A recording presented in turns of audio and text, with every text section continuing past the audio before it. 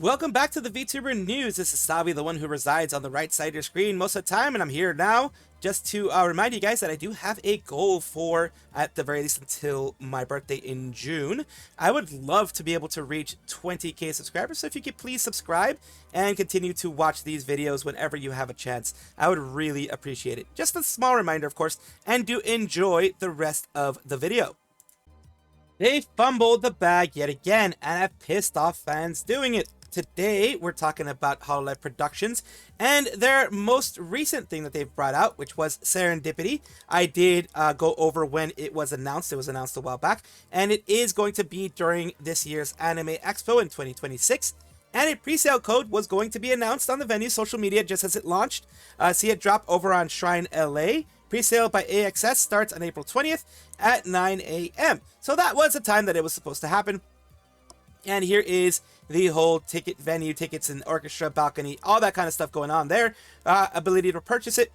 People are going through it. It says it begins tomorrow, but where's the info on the pre-sale? Honestly, the bare minimum for having this up on a, go up on a work morning. And it says, it's 9 a.m., not 9 p.m., best of luck. Yeah, LMAO, what a mess. Ian concerts really deserve better communication. Honestly, kind of surprising. Wait for cover to randomly drop a pre-sale code on social media several hours after the pre-sale period starts. Honestly, hope that I don't need to go and fight for them just to send codes day of. I don't know about the codes, but during the pre-sale, there's a bank that AXS gives early access to if you have their credit card. So yeah, people, it's insane though. I never expected cover to mess up this bad. 3-day notice too. There's been a recent thing of the last Drawn to Dawn, I believe it was. They didn't really mess up the ticketing, but they did mess up the getting people into the venue and things like that. So it's not new that things are going kind of weird with them. His cover keeps talking about pre-sale like it's an actual thing, when it's literally just a placeholder page on AXS with zero information. We are less than half a day away from pre-sale going live with zero information about it. That was on April 19th. And continuing here, check for pre-sale info, go to AXS website. You can go to pre-sale codes by the providers. Okay, cool. It would be really great if you get some actual info on who has access to the pre-sale, considering this is only info that leads to.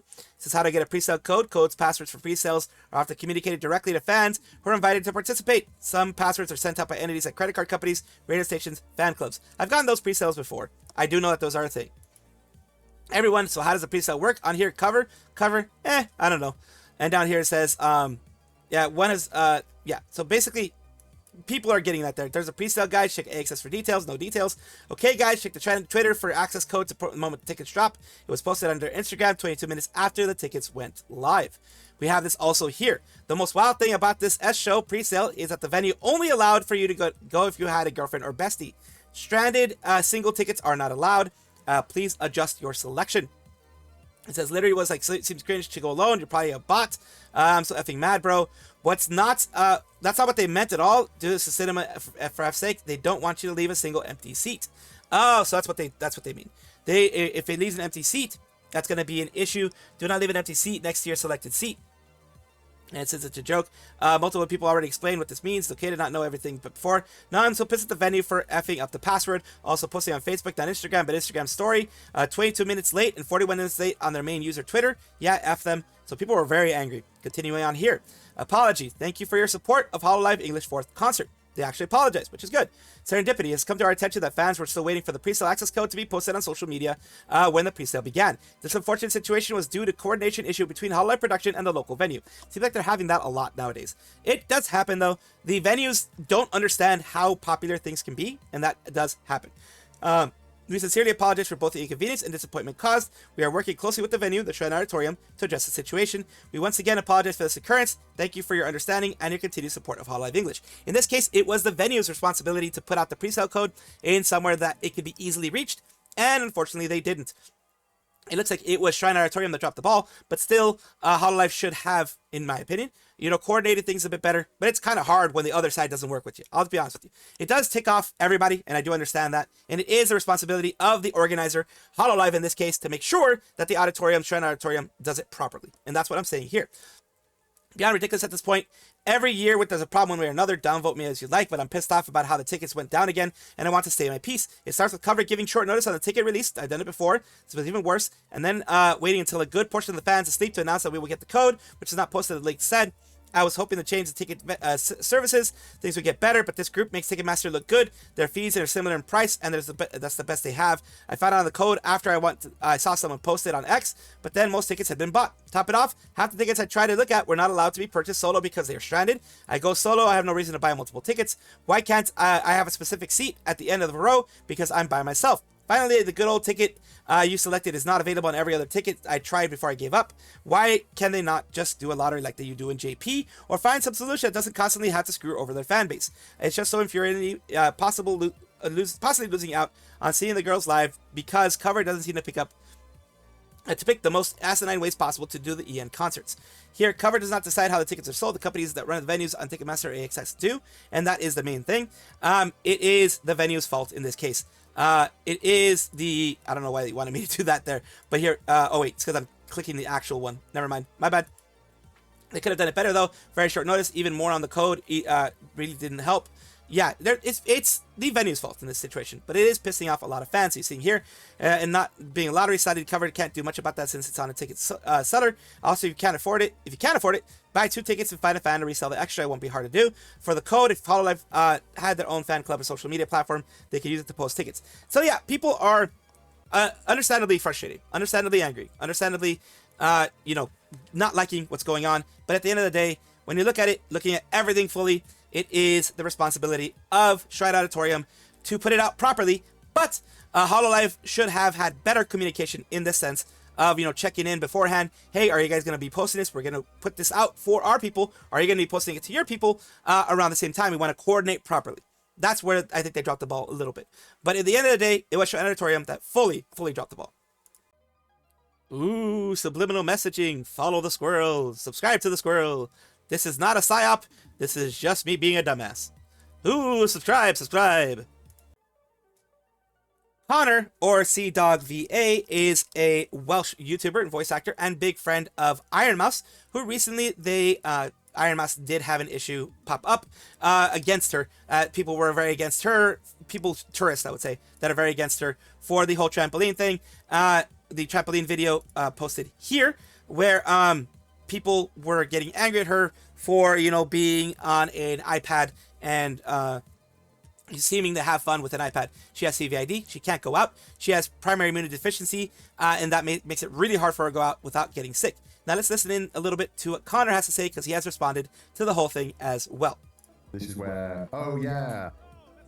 This is where we got to jump on the trampoline, and Twitter lost its mind for us jumping on a trampoline with an iPad. You can kind of hear it, but Mouse was like laughing the whole time. It was really fun. I think it's probably the camera was just like freaking out, but it's probably like you probably couldn't see anything. It's probably just ridiculous. But yeah, I liked it. I didn't, when I was doing it, I didn't think much of it. I was just kind of like, I'm just gonna like be silly and make Mouse laugh. But obviously, people were really touched by the moment, which I appreciated a lot. But also, it made a lot of people angry. Like, why would you hold an iPad and jump on a trampoline? That's not normal. You should be normal, like me, who's angry on Twitter all the time. Audio was good for Mouse's POV. Oh, that's fun. So that was a really fun moment. That was maybe my favorite moment. I don't know. To me, that it kind of encapsulates a lot of what it's about. I don't know how to kind of put into words. I think there's so much you can do in your life, and there's so many things that you can decide in the moment to do or not to do, and you always think like, man, I look so silly or whatever. And I'm kind of over that now. I don't really feel that way, especially interacting with Mouse. I don't feel any kind of embarrassment at all holding an iPad and doing things. To me, even if Mouse can't see perfectly or experience it the same way I'm experiencing it, it's not about that. It's about the inclusion. It's about making an effort. And yeah, I might look silly, fun. But also, you know what's silly? Like letting your friend be lonely at home and not including them in things. Yeah, and absolutely. That's like the real crime. There's so many people who, you could hang out with, who like, maybe you're like, well, it's kind of too much effort or whatever, like it's like having that compassion is really important to include people in things. Compassion is super super important. That people are so much more than their condition or their disability. I don't think anything of it, because to me, this is second nature now. But clearly, I think it's touching to a lot of people. And I'm glad it does, because that's the kind of compassion that should be second nature to all of us, I think. There shouldn't be a thought of including people when possible. So that's kind of why I did it. And why it's like, okay, yeah, Mouse can't see the front flip. Mouse isn't front flipping. I don't think for a second Mouse is front flipping. Like, of course. I'm like, what? Mouse is not flipping too? But it's about the inclusion of kind of having Mouse do that, right? Like that's what it's all about. And I want my friend to do these things with me. So it's compassion. I think that's what the cyclothon is all about, right? It's about doing something for others. It's about putting yourself in an uncomfortable situation to raise money and to raise awareness for a cause that's greater than yourself. Because and I mean this, like I think we are all we live all of our lives being so comfortable, and comfortable does not ever equate to anything that meaningful, really. Like, comfort is you kind of resting on your laurels, resting on your ability to be like, I'm just not going to push myself. And I think it's important that you sometimes choose things that are not for comfort, but to do something that pushes you out there, to try something. And I find myself doing this where I get too comfortable sometimes. And I'm like, I'm always choosing the easiest thing in my life, and I need to stop doing that. I need to push myself, because these are the moments that I think about the most. I don't think about that time where I sat on my couch and watched TV, or I played games for 16 hours. As much as I love doing that, I'm passionate about that, and I love doing that. That is a comfortable thing for me to do, you know? So I think it's stuff like this that you have to challenge yourself. And I'm glad, and I think the cycle is an amazing thing, because not only are we raising money for charity, but I think it inspires a lot of people who watch it. And I think a lot of people get inspired to do something, whether it's to exercise for themselves, to donate plasma. And I think I love this moment because I didn't realize it in the moment when I was in it, but it's such a great encapsulation of everything that the cyclothon is kind of pushing for. And I think hopefully inspires a lot of people to do it as well. This is true. Mouse changed your life and you changed hers. Isn't that what matters? Yeah, I mean, I think that's true. Like, I think, not that I wasn't compassionate, but I think I certainly got a much greater compassion and understanding for like what it is to live with chronic illness and you know, having certain disabilities, you know. And I think I'm very fortunate that the Mouse taught me that, and hopefully I think I've helped Mouse kind of experience a lot of cool things as well. And that is what it means to be a friend. That is what it means to be a good friend like that. Connor is a good friend to Ironmouse, and F any of the haters. And I'm glad that he's like, you know, I don't understand how people could be so hateful, but he just tried to give a good moment to a friend, which anyone can appreciate. Twitch is a service that is fast-tracking partnership, apparently, and that is what we're going to get to. Twitch is a service that is in a live streaming service that we all know. A lot of us are a part of it. Not all of us are Twitch partners. Twitch partnership is an elite, hand-selected tier of content creators who have built a large, consistent, and engaged audience on the platform, representing a step up from the affiliate program. Yes, you have to have a certain amount of audience to become a partner, not necessarily like size of your channel, but amount of people watching consistently. You have to have, I think, closer to over 100 or something like that consistently in order to become a Twitch partner, and it has to be consistent over months. So them doing this now, of launching the fast track recruitment page for creators with social followings, basically if you're a big enough person with a big enough following, let's say on TikTok, Instagram, etc., you can become fast tracked into the Twitch partnership. And it's here. Page headline: create a lasting community. Reads: you've built an audience, you've built a brand, now join a global leader in live streaming and building a community like no place else. It works in sharing your language, confirm your country and origin, link your socials, at least two platforms: TikTok, YouTube, Twitter, X, and Snapchat, where you have large follower accounts. The username and follower accounts there. Twitch reviews the social footprint and can fast-track qualified creators to partner status. No stream history or Twitch is required.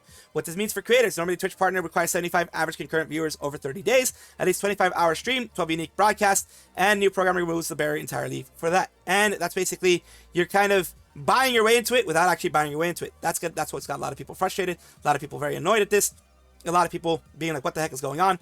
Here also, you have also for those who are wanting to use Twitch Fast Track to Partner application, like a day later, so being partnered on YouTube with over 100k subs doesn't mean squat, and you still have to meet the Twitch partner requirements, so that's what was even the point of letting me apply. Doesn't really make sense to me. Also, I heard that this is more creators with large followings that are new to Twitch to Fast Track, but wasn't sure about confirmed information was. Didn't get my hopes up too high, but I thought I'd share.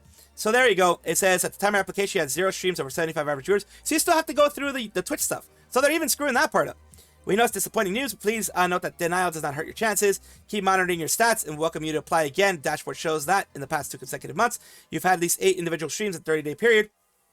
And that. I guess they took it as a regular partner program one, which is weird. I'm pretty sure that's exactly it. It's like this program Hololive went through when the EN Talent started streaming on Twitch, so they were partnered day one. So big following probably means looking for people with millions of followers that have never done Twitch before. So it is for new people from what it looks like.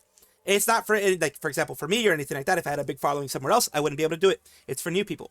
So just giving you guys that information. It still sucks that they wouldn't really have to do any legwork, but I do understand that they want, now that Twitch is suffering and really, really floundering so much monetarily, money-wise, they do want new money bringers, new people to bring some new blood and new money into the platform. Do I like it? No, but I can understand it from a business point. She has a new outfit, and it is thanks to a big sponsor. As we're going to Takanashi Kiara, a female English-speaking VTuber with Hololive Productions' Hololive EN branch. As you know, Hololive Productions has EN, ID, JP, Holo Stars, EN, and JP, as well as Hololive Device. So it has all of them under the umbrella. So today we're talking about Takanashi Kiara with this one here that I'm going to be showing you here. She is revealing the new outfit. She did reveal the outfit earlier today. This is the people having their ideas of what it is. As always, I'm going to show that first, and then I'm going to go to what she has.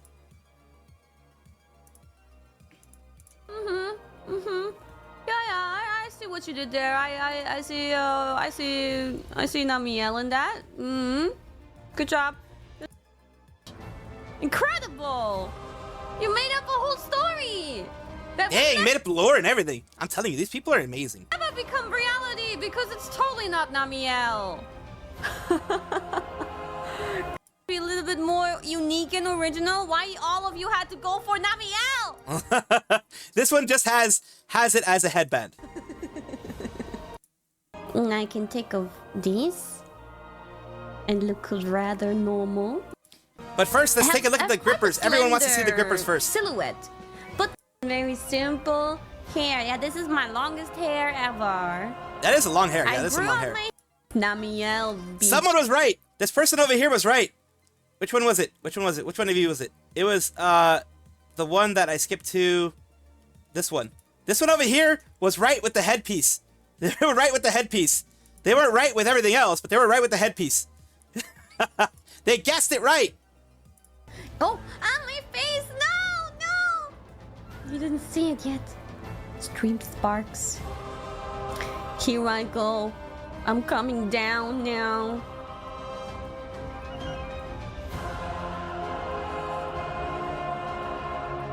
And it was Namiel.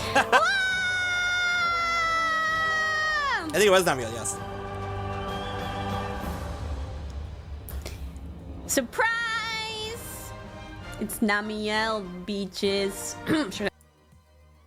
And then she spends time playing the game because it was a sponsored moment. This is a game that I've played myself. It is very fun to play. It is a blast, and you can spend hundreds of hours in the game and not be 100% done with it. It allows so much exploration, so much wonderful stuff, and I'm very, very glad that she was able to get this collaboration. And others inside of Hololive EN, whether it be Justice, Advent, etc., have gotten Monster Hunter collabs with new outfits as well, which is great to see. I'm very glad that Hololive is continuing to push this for the talents. She has got a brand new look as we're going to Mori Calliope, who is a female English-speaking VTuber associated with Hololive EN Myth, and along with Kiara, recently has gotten this new look here. And let's take a look at what she has real quick. I'm going to try to skip through most of the parts so you guys can see what's going on. All right, somebody start counting the spikes right now. If you start now, you'll probably have the correct number by the time that we finish the reveal. I think this part alone is going to take, like... a lot to count, yes. No, Mori, holy moly, how that's do a you lot of feel spikes. about this, you know, I know how you are. Fashion baby. And the fully armored hands are definitely my fave. You don't want to get scratched by these claws. I'll scratch you in the eyes. Yeah. Oh god, that's painful. How about that? Hey, yo, what have I arrived to? Peak armor. That is peak armor, look at that. Probably that's the goal, isn't it? Oh, whoa, whoa, whoa! Now that I'm kind of leaning down, you can see that there's some other stuff going on here. Clang, clang. So she has a full-on... Turn red. That's awesome. I love it. I love the look of it. When I blink. Capcom for sponsoring this outfit that I'm going to use a lot. Like a lot. And that was for Monster Hunter Stories 3, which they are being sponsored to do. Good luck, Brothers 07. Someone doing a little bit of art of it. And hell yeah, Death herself has gone full death metal in my brand new outfit inspired by the Stygian Xenogrill. I probably said it wrong. Stygian Xenogrill, probably. Thanks to Capcom USA for sponsoring one of my favorite outfits ever. Need that base hunting horn. Did you get screenshots? Here we go for some of the things here. And here, it is for Monster Hunter Stories. At least that was the soundtrack that she had in the background. Big congratulations to Calli for this one. Oh! She's in love. The game is calling her out. No, you need to talk to her. Talk to her. Talk to her, you fucking freak. Hey there. Good evening. Why is Sayu playing Uno? Why is Sayu playing Uno? Did anyone else see that? Why Why the fuck is Connor inserting himself in there? Connor! Connor! I'm trying to get laid! Can you fuck off? He's Damn! the biggest cock block, dude. She He is got the cucked biggest by fucking Connor. cock block. Look at what's happening here. News at 11. That's like news at 11. She got cucked by Connor. She got cucked by Connor. Mousey is like, nope, I'm talking to Connor now. She got cucked by Connor. Damn. News at 11. That's gonna be the front page news there. Ari got cucked by Connor. Thank you guys for watching as always, and of course take a look, and if you enjoy everything, like, comment, subscribe, hit the bell notification icon, all those things that YouTube asks of you. Really do appreciate you. Have a wonderful day.